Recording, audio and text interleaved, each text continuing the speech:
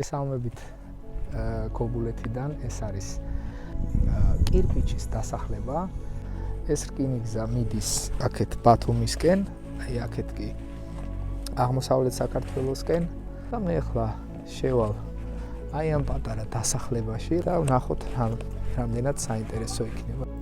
მოგახსენებთ, რომ აქ იყო მოქმედი აგურის ქარხანა და სწორედ ამას უკავშირდება სახელწოდება კირპიჩები.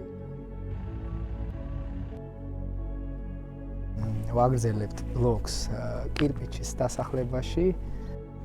ეს არის სანერგე მეურნეობა. მე ახლა გავესაუბრები აქ მომუშავე ერთ-ერთ ქალბატონს და გვიამბობს ამ ყველაფრის შესახებ. მაინტერესებს თვითონ ეს დაწესებულება არის. ეს შენ სატყეო სააგენტოსანი.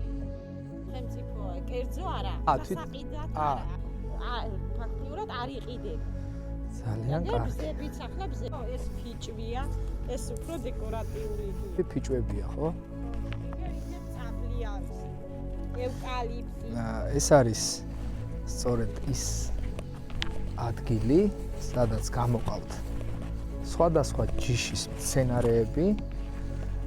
ანუ აქ არ ხდება მცენარეების შესყიდვა, გამოყავთ, ზრდიან და შემდეგ სხვადასხვა ლოკაციებზე ხდება ამის გადარგვა.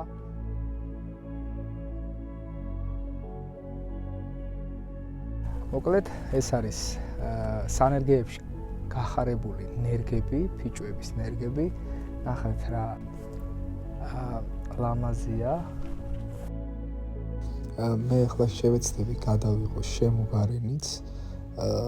ეს ლოკაცია უერთდება ქობულეთის დაცულ ტერიტორიებს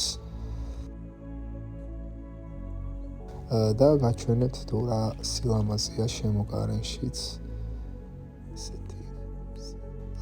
აქ უკვე აკრძალული ზონაა, სადაც არის განთავსებული ბაზა სამხედრო. აქედან მარჯვნივ უკვე დაცულ ტერიტორიებში გადავდივართ და ესეთი საინტერესო ადგილია. საზღვარი, ასე რომ ვთქვათ, კირპიჩის დასახლებიდან დაცულ ტერიტორიებამდე.